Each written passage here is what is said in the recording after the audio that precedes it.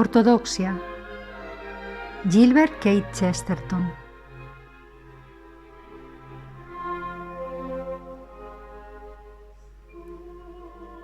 Capítulo V. La bandera del mundo.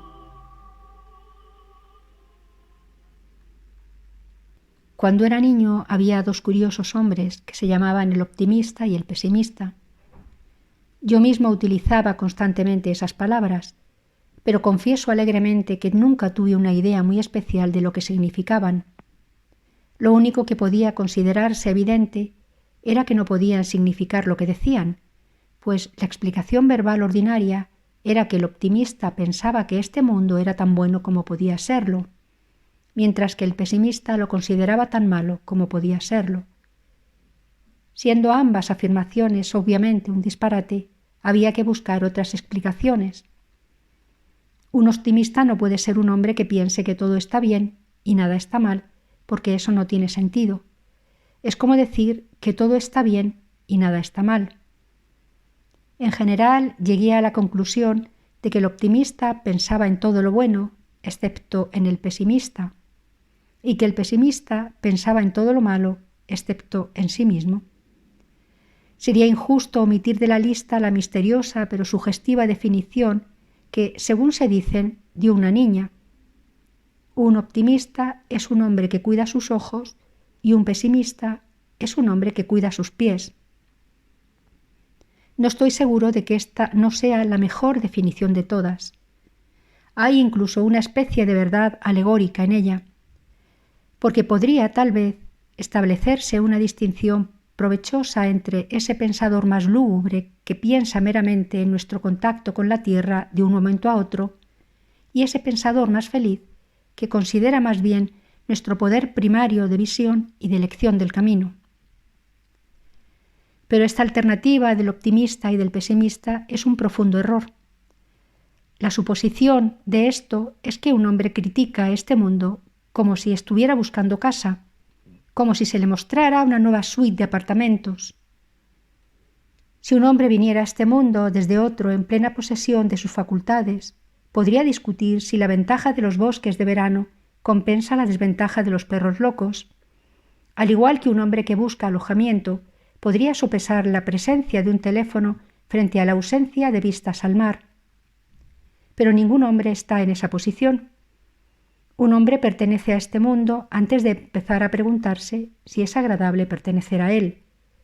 Ha luchado por la bandera y a menudo ha ganado victorias heroicas por la bandera mucho antes de haberse alistado. Para resumir lo que parece el asunto esencial, tiene una lealtad mucho antes de tener una admiración.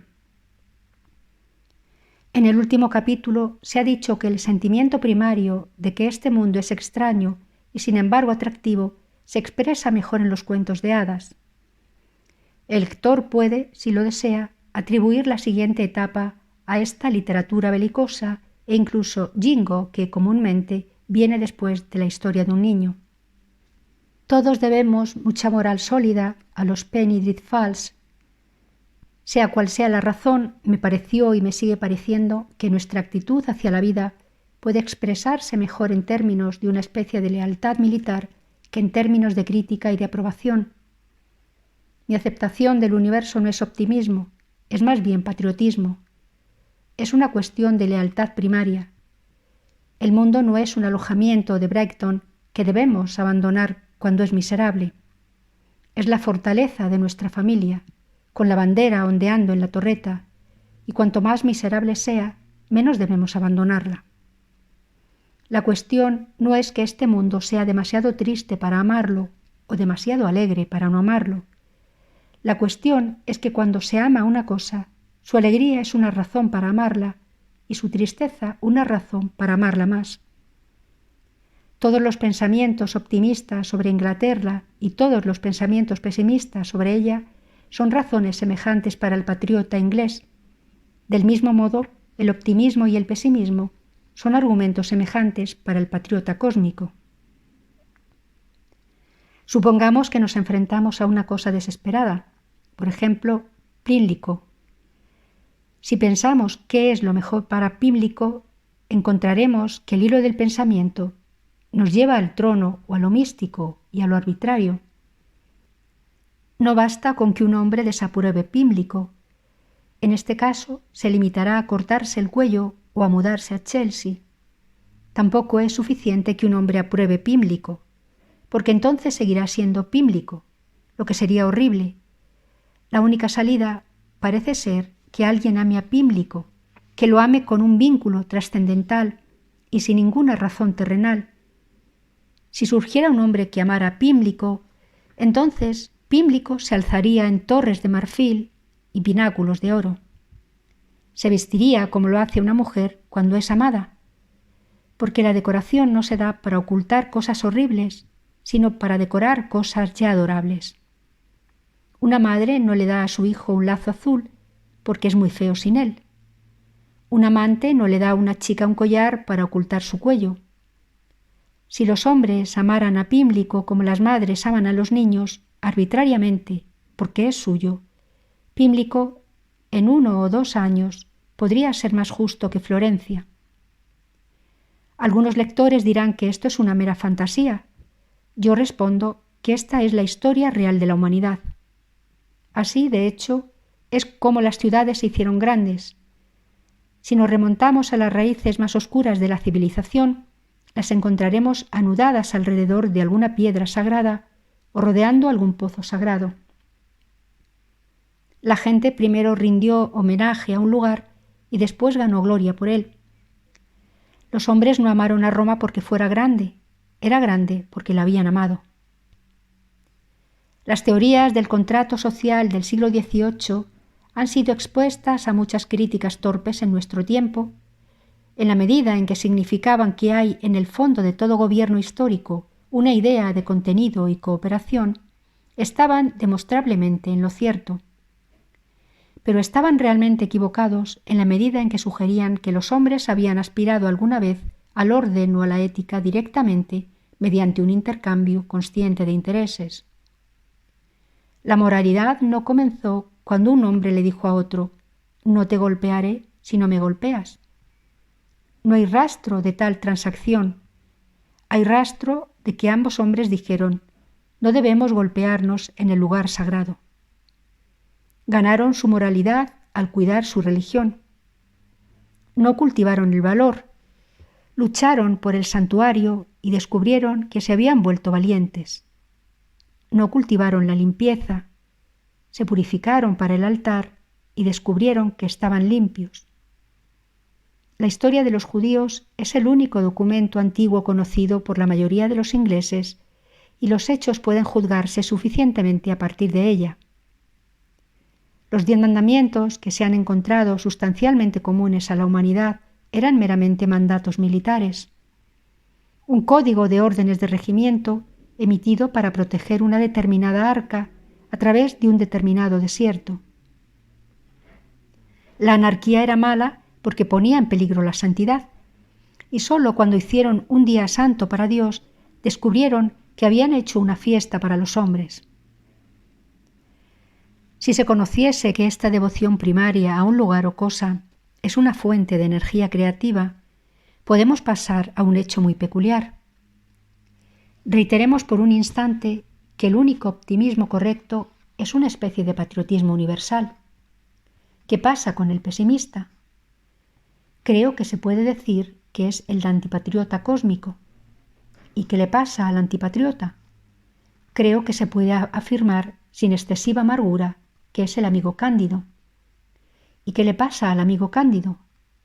Ahí chocamos con la roca de la vida real y la inmutable naturaleza humana. Me atrevo a decir que lo malo del amigo cándido es simplemente que no es cándido. Se está guardando algo, su propio y sombrío placer en decir cosas desagradables. Tiene un deseo secreto de herir, no solo de ayudar. Esto es ciertamente, creo, lo que hace que cierto tipo de antipatriota sea irritante por los ciudadanos sanos. No hablo, por supuesto, del antipatriotismo que solo irrita a los corredores de bolsa afiebrados y a las actrices efusivas. Ese es solo el patriotismo que habla claramente. Un hombre que dice que ningún patriota debería atacar la guerra de los Boers hasta que ésta haya terminado no merece una respuesta inteligente. Es como decir que ningún buen hijo debería advertir a su madre de un acantilado hasta que se haya caído por él. Pero hay un antipatriota que enoja honestamente a los hombres honestos, y la explicación de él es, creo, la que he sugerido. Es el amigo cándido y poco sincero. El hombre que dice, siento decir que estamos arruinados, y no lo siente en absoluto. Y puede decirse sin retórica que es un traidor, porque está utilizando ese feo conocimiento que se le permitió para fortalecer el ejército, para desanimar a la gente a unirse a él. Porque se le permite ser pesimista como asesor militar, está siendo pesimista como sargento de reclutamiento. Del mismo modo, la pesimista, que es la antipatriota cósmica, utiliza la libertad que la vida permite a sus consejeros para alejar a la gente de la bandera. Si bien es cierto que solo expone hechos, sigue siendo esencial saber cuáles son sus emociones, cuál es el motivo. Puede ser que 1.200 hombres en Tottenham estén enfermos de viruela, pero queremos saber si esto lo dice un gran filósofo que quiere maldecir a los dioses o solo un clérigo común que quiere ayudar a los hombres. El mal del pesimista no es, pues, que castigue a los dioses y a los hombres, sino que no ama lo que castiga, no tiene esa lealtad primaria y sobrenatural hacia las cosas. ¿Cuál es el mal del hombre comúnmente llamado optimista? Evidentemente, se siente que el optimista, queriendo defender el honor de este mundo, defenderá lo indefendible. Es el yingo del universo, dirá, mi cosmos, bien o mal. Estará menos inclinado a la reforma de las cosas, más inclinado a una especie de respuesta oficial de primera fila a todos los ataques, calmando a todos con seguridades. No lavará el mundo, sino que lo blanqueará. Todo esto, que es propio de un tipo optimista, nos lleva al único punto realmente interesante de la psicología, que no podría explicarse sin él. Decimos que debe haber una lealtad primordial a la vida. La única cuestión es si será una lealtad natural o sobrenatural. Si quieres decirlo así, será una lealtad razonable o irracional. Ahora bien, lo extraordinario es que el mal optimismo, el blanqueo, la débil defensa de todo, entra con el optimismo razonable. El optimismo racional lleva al estancamiento. Es el optimismo irracional el que lleva a la reforma. Permítanme explicarlo utilizando una vez más el paralelismo del patriotismo. El hombre que tiene más probabilidades de arruinar el lugar que ama es exactamente el hombre que lo ama con una razón. El hombre que mejorará el lugar es el que lo ama sin una razón. Si un hombre ama alguna característica de Pímlico, lo que parece poco probable, puede encontrarse defendiendo esa característica contra el propio Pímlico. Pero si simplemente ama a Pímlico en sí mismo, puede arrasar con él y convertirlo en la Nueva Jerusalén.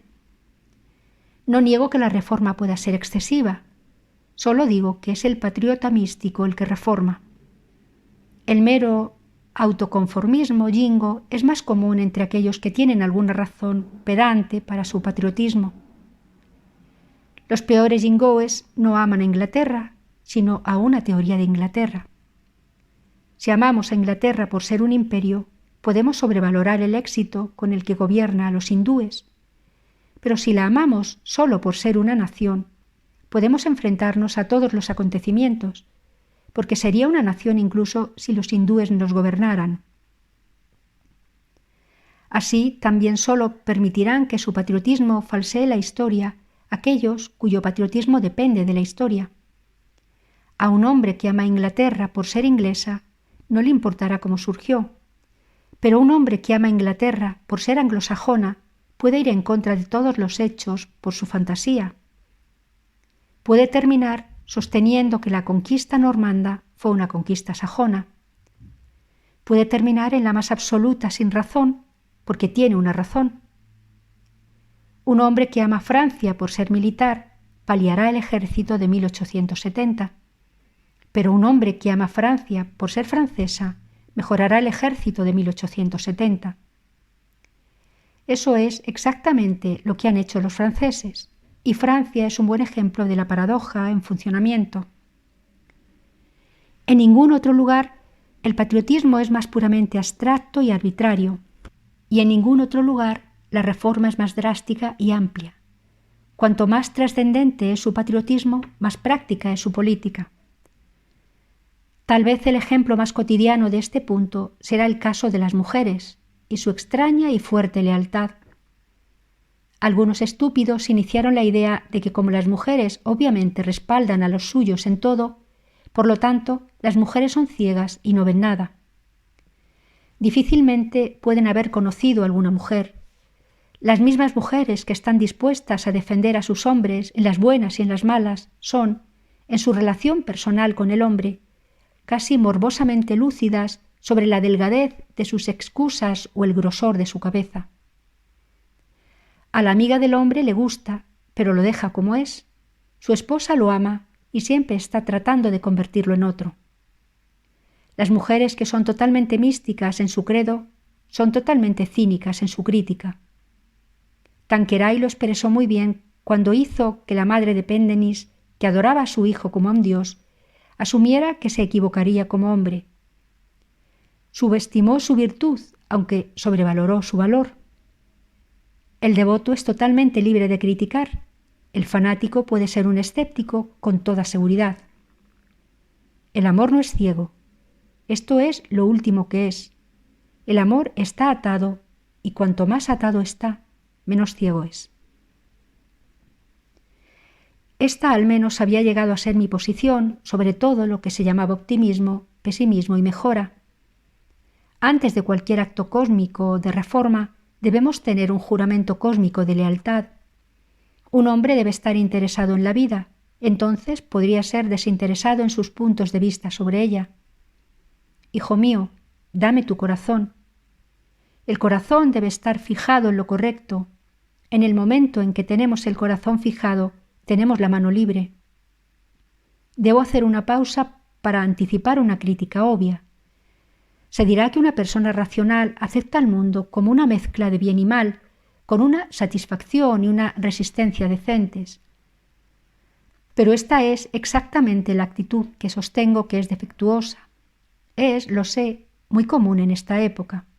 Fue perfectamente expresada en las tranquilas líneas de Matthew Arnold, que son penetrantemente blasfemas que los gritos de Schopenhauer.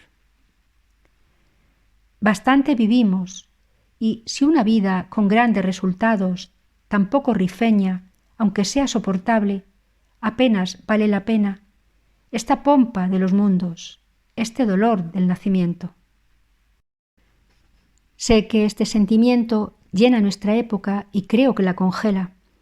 Para nuestros propósitos titánicos de fe y revolución, lo que necesitamos no es la fría aceptación del mundo como un compromiso, sino alguna forma en la que podamos odiarlo de corazón y amarlo de corazón. No queremos que la alegría y la ira se neutralicen mutuamente y produzcan una satisfacción hosca. Queremos un deleite y un descontento más feroces.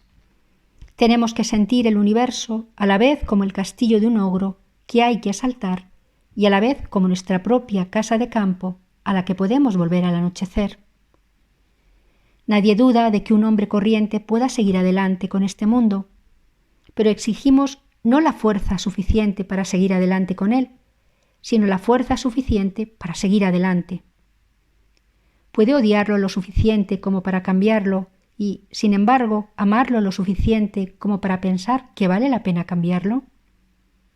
Puede contemplar su colosal bondad sin sentir una vez que está de acuerdo. Puede mirar su colosal maldad sin sentir desesperación.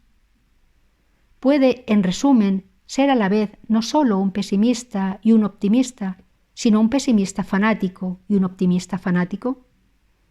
Es lo suficientemente pagano para morir por el mundo y lo suficientemente cristiano para morir a él.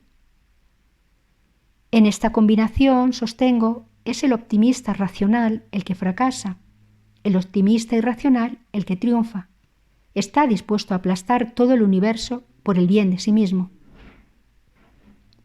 Pongo estas cosas no en su secuencia lógica madura, sino como vinieron, y este punto de vista fue aclarado y agudizado por un accidente de la época.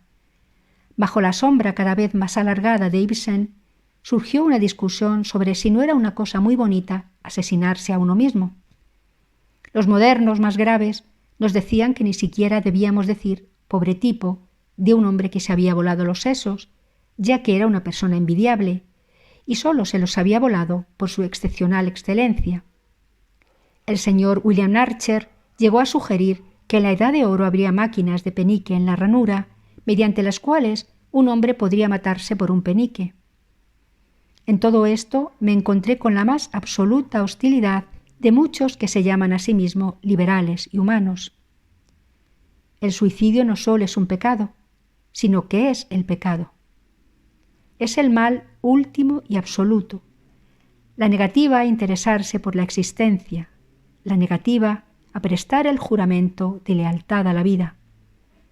El hombre que mata a un hombre, mata a un hombre. El hombre que se mata a sí mismo, mata a todos los hombres.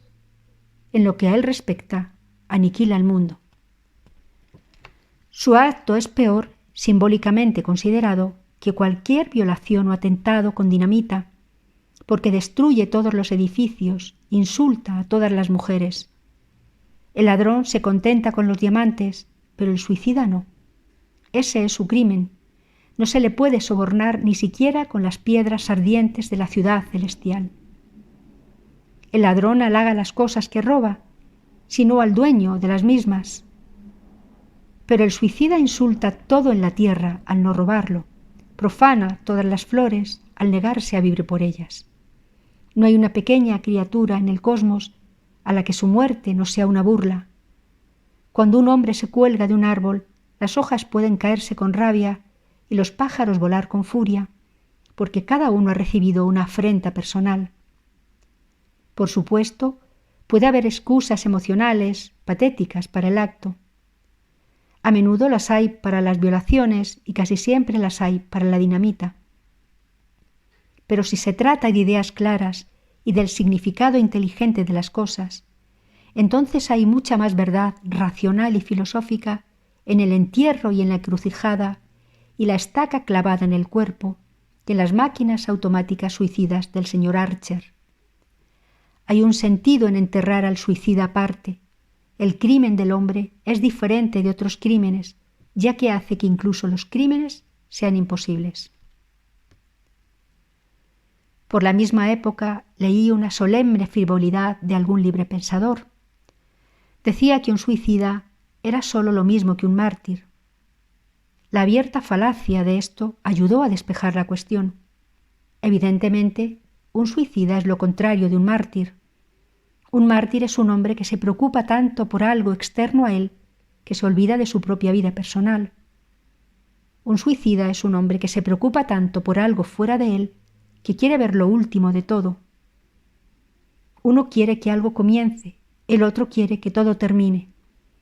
En otras palabras, el mártir es noble, exactamente porque, aunque renuncia al mundo o execre a toda la humanidad, confiesa este último vínculo con la vida, pone su corazón fuera de sí mismo, muere para que algo viva.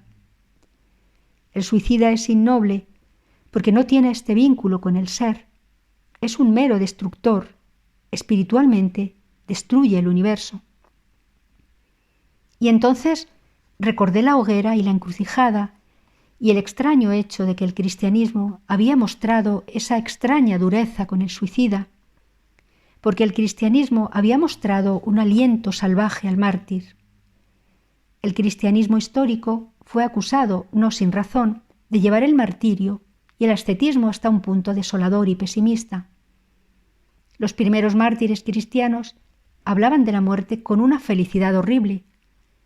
Blasfemaban los hermosos deberes del cuerpo, olían la tumba a lo lejos como un campo de flores. Todo esto ha parecido a muchos la poesía misma del pesimismo. Pero ahí está la estaca en la encrucijada para mostrar lo que el cristianismo pensaba del pesimista. Este fue el primero de la larga serie de enigmas con los que el cristianismo entró en la discusión, y con él iba una peculiaridad de la que tendré que hablar más marcadamente como nota de todas las nociones cristianas, pero que comenzó claramente en esta. La actitud cristiana ante el mártir y el suicida no era la que tan a menudo se afirma en la moral moderna. No era una cuestión de grado. No era que hubiera que trazar una línea en algún lugar y que el asesino de sí mismo, en la exaltación, cayera dentro de la línea. El asesino de sí mismo en la tristeza, justo más allá de ella. Evidentemente, el sentimiento cristiano no era simplemente que el suicida llevaba el martirio demasiado lejos. El sentimiento cristiano estaba furiosamente a favor de uno y furiosamente en contra del otro.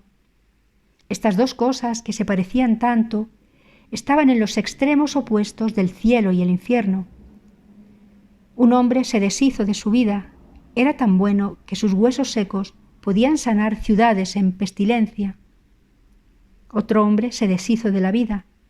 Era tan malo que sus huesos contaminarían los de sus hermanos. No digo que esta ferocidad fuera correcta, pero ¿por qué era tan feroz?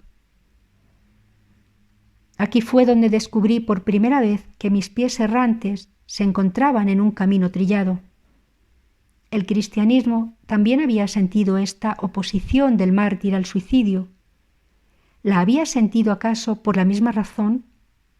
¿Había sentido el cristianismo lo que yo sentía, pero que no podía ni puede expresar? Esta necesidad de una primera lealtad a las cosas y luego de una reforma ruinosa de las mismas.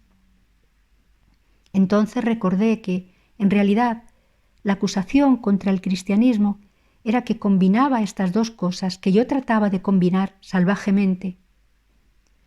Se acusaba al cristianismo al mismo tiempo de ser demasiado optimista sobre el universo y de ser demasiado pesimista sobre el mundo. La coincidencia me hizo detenerme de repente. En la controversia moderna ha surgido la imbécil costumbre de decir que tal o cual credo puede sostenerse en una época, pero no puede sostenerse en otra. Se nos dice que algún dogma era creíble en el siglo XII, pero no lo es en el XX. También se puede decir que una determinada filosofía se puede creer los lunes, pero no se puede creer los martes. Y también se podría decir de una visión del cosmos que es adecuada para las 3:30, pero no para las 4:30. Lo que un hombre puede creer depende de su filosofía, no del reloj o del siglo. Si un hombre cree en una ley natural inalterable, no puede creer en ningún milagro, en ninguna época. Si un hombre cree en una voluntad detrás de la ley, puede creer en cualquier milagro, en cualquier época. Supongamos, por ejemplo, que se trata de un caso de curación taumatúrgica. Un materialista del siglo XII no podría creerlo más que un materialista del siglo XX. Pero un científico cristiano del siglo XX puede creerlo tanto como un cristiano del siglo XII. Es simplemente una cuestión de la teoría de las cosas de un hombre. Por lo tanto, al tratar cualquier respuesta histórica, el punto no es si fue dada en nuestro tiempo, sino si fue dada en respuesta a nuestra pregunta. Y cuanto más pensaba en cuándo y cómo había llegado el cristianismo al mundo, más sentía que en realidad había llegado para responder a esta pregunta. Son comúnmente los cristianos flojos y latitudinarios los que hacen cumplidos bastante indefendibles al cristianismo. Hablan como si nunca hubiera habido piedad, o piedad hasta que se llegó el cristianismo, un punto en el que cualquier medieval habría estado ansioso por corregirlos. Representan que lo notable del cristianismo fue que fue el primero en predicar la simplicidad y la autocontención o la interioridad y la sinceridad. Me considerarán muy estrecho, signifique lo que signifique, si digo que lo notable del cristianismo fue que fue el primero en predicar el cristianismo. Su peculiaridad era que era peculiar y la sencillez y la sinceridad no son peculiares, sino ideales obvios para toda la humanidad. El cristianismo era la respuesta a un enigma, no la última perogrullada pronunciada tras una larga charla. El otro día vi en un excelente seminario de tono puritano esta observación, de que el cristianismo, cuando se le despoja de su armadura de dogma, como quien habla de un hombre despojado de su armadura de huesos, resultaba no ser más que la doctrina de un cualquiera de la luz interior. Ahora bien, si dijera que el cristianismo vino al mundo especialmente para destruir la doctrina de la luz interior, sería una exageración, pero estaría mucho más cerca de la verdad. Los últimos estoicos, como Marco Aurelio, eran exactamente las personas que creían en la luz interior.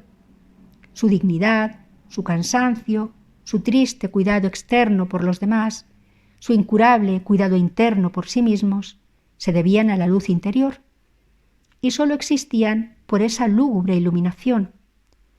Obsérvese que Marco Aurelio insiste, como hacen siempre los moralistas introspectivos, en las pequeñas cosas hechas o no hechas. Es porque no tiene odio ni amor suficientes para hacer una revolución moral.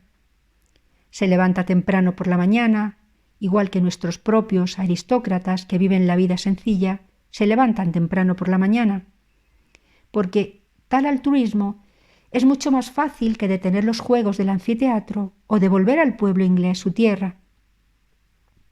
Marco Aurelio es el más intolerable de los tipos humanos. Es un egoísta desinteresado. Un egoísta desinteresado es un hombre que tiene orgullo sin la excusa de la pasión. De todas las formas concebibles de iluminación, la peor es la que esta gente llama luz interior. De todas las religiones horribles, la más horrible es la adoración del Dios interior.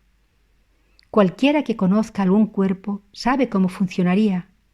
Cualquiera que conozca a alguien del centro del pensamiento superior sabe cómo funciona. Que Jones adore al Dios que lleva dentro resulta que, en última instancia, significa que Jones adorará a Jones. Que Jones adore al sol o a la luna, cualquier cosa en lugar de la luz interior, que Jones adore a los gatos o a los cocodrilos, sí puede encontrar alguno en su calle, pero no al Dios interior. El cristianismo vino al mundo, en primer lugar, para afirmar con violencia que el hombre no solo tenía que mirar hacia adentro, sino también hacia afuera, para contemplar con asombro y entusiasmo una compañía divina y un capitán divino. La única diversión de ser cristiano era que un hombre no se quedaba solo con la luz interior, sino que reconocía definitivamente una luz exterior, bella como el sol, clara como la luna, terrible como un ejército con estandartes. De todos modos, será mejor que Jones no adore al sol y a la luna. Si lo hace, tiende a imitarlos, a decir que como el sol quema vivos a los insectos, él puede quemar vivos a los insectos. Piensa que como el sol provoca una insolación a la gente, él puede provocar el sarampión a su vecino. Piensa que como se dice que la luna vuelve locos a los hombres, él puede volver loca a su mujer.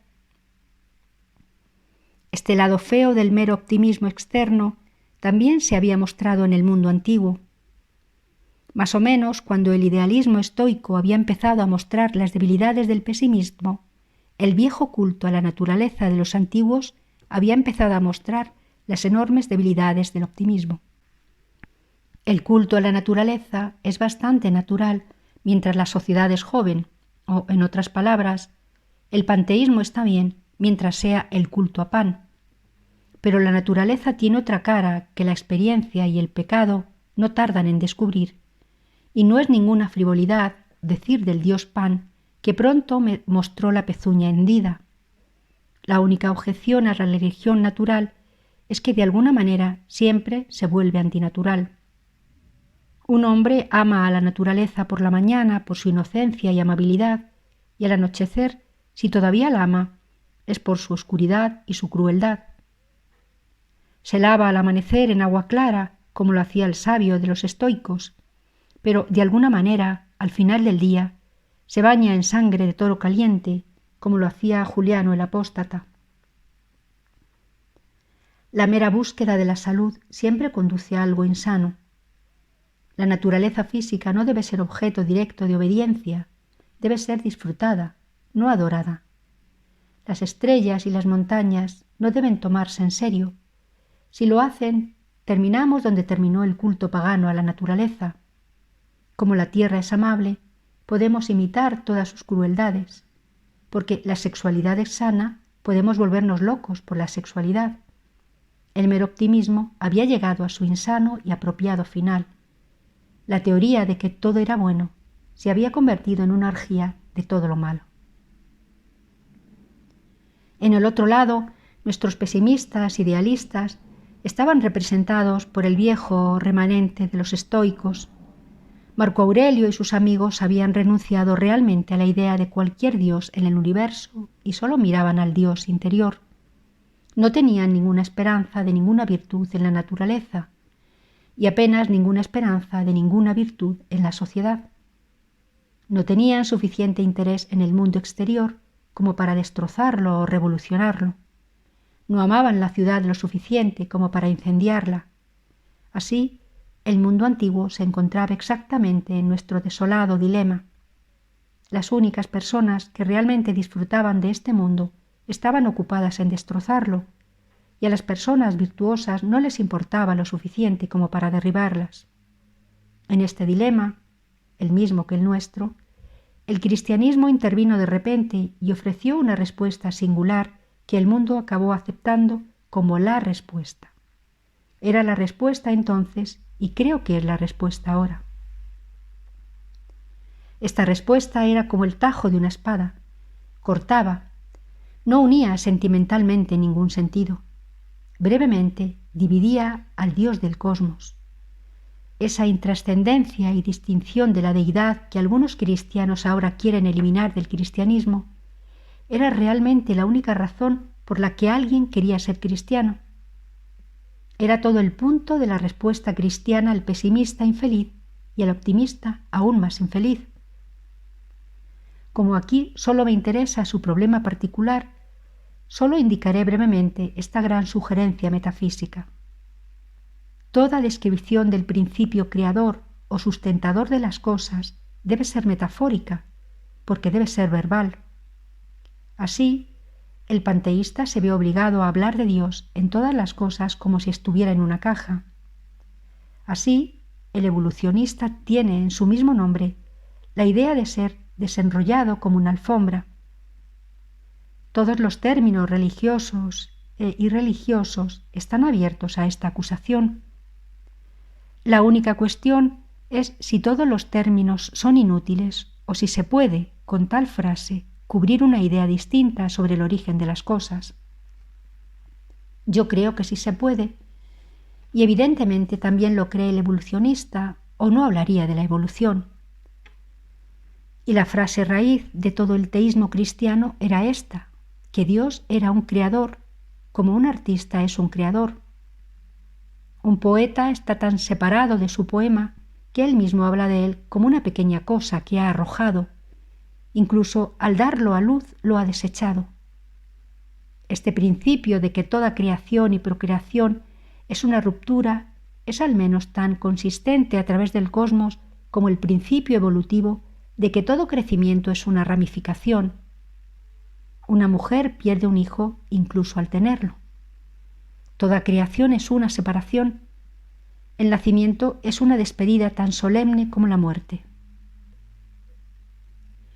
El principio filosófico primordial del cristianismo era que este divorcio en el acto divino de hacer, como el que separa al poeta del poema o a la madre del niño recién nacido, era la verdadera descripción del acto por el que la energía absoluta hizo el mundo. Según la mayoría de los filósofos, Dios, al hacer el mundo, lo esclavizó. Según el cristianismo, al hacerlo, lo liberó. Dios había escrito no tanto un poema, sino una obra de teatro, una obra que había planeado como perfecta, pero que necesariamente se había dejado en manos de actores y directores de escena humanos, que desde entonces la habían estropeado mucho. Más adelante hablaré de la veracidad de este teorema. Aquí solo tengo que señalar con qué sorprendente suavidad superó el dilema que hemos discutido en este capítulo. De esta manera, al menos, uno podría ser feliz e indignado sin degradarse a ser un pesimista o un optimista. Con este sistema se podría luchar contra todas las fuerzas de la existencia sin abandonar la bandera de la existencia.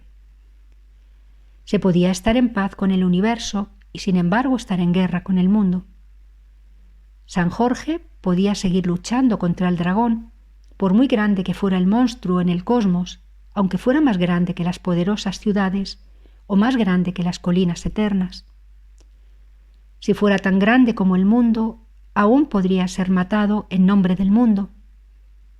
San Jorge no tuvo que considerar ninguna proporción o probabilidad obvia en la escala de las cosas, sino sólo el secreto original de su diseño.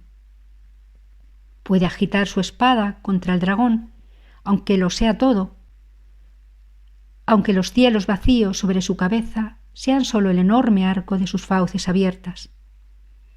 Y luego siguió una experiencia imposible de describir. Era como si hubiera estado dando vueltas desde mi nacimiento con dos máquinas enormes e ingobernables, de formas diferentes y sin conexión aparente: el mundo y la tradición cristiana. Había encontrado este agujero en el mundo, el hecho de que uno debe encontrar de alguna manera una forma de amar el mundo sin confiar en él. De alguna manera, uno debe amar el mundo sin ser mundano.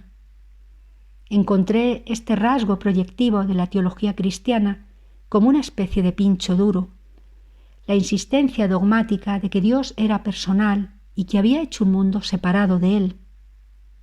La espiga del dogma encajaba exactamente en el agujero del mundo. Evidentemente había sido concebida para ir allí. Y entonces empezó a ocurrir algo extraño. Una vez que estas dos partes de las dos máquinas se unieron, una tras otra, todas las demás partes se encajaron y cayeron con una exactitud espeluznante.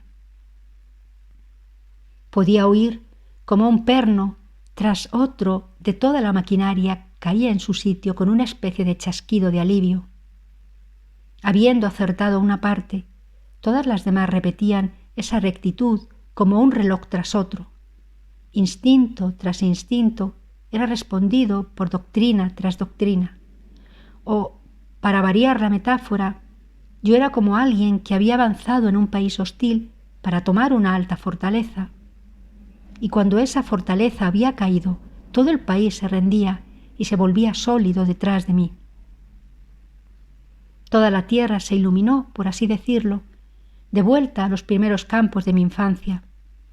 Todas aquellas ciegas fantasías de la infancia que en el 4º capítulo he intentado en vano trazar sobre la oscuridad se volvieron de pronto transparentes y cuerdas.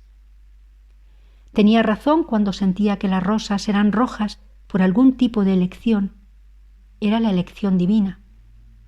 Tenía razón cuando sentía que casi prefería decir que la hierba era del color equivocado que decir que debía ser necesariamente de este color. Podría haber sido realmente de cualquier otro.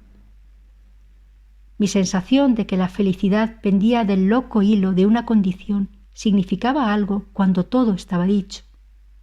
Significaba toda la doctrina de la caída. Incluso esos tenues e informes monstruos de nociones que no he podido describir y mucho menos defender, se colocaron tranquilamente en su lugar como colosales carátides del credo.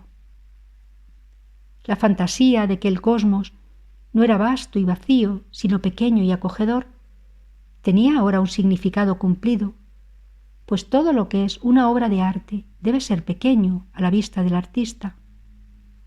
Para Dios las estrellas podían ser sólo pequeñas y queridas como los diamantes, y mi inquietante instinto de que, de algún modo, el bien no era un mero instrumento que había que utilizar, sino una reliquia que había que guardar, como las mercancías del barco de Crusoe.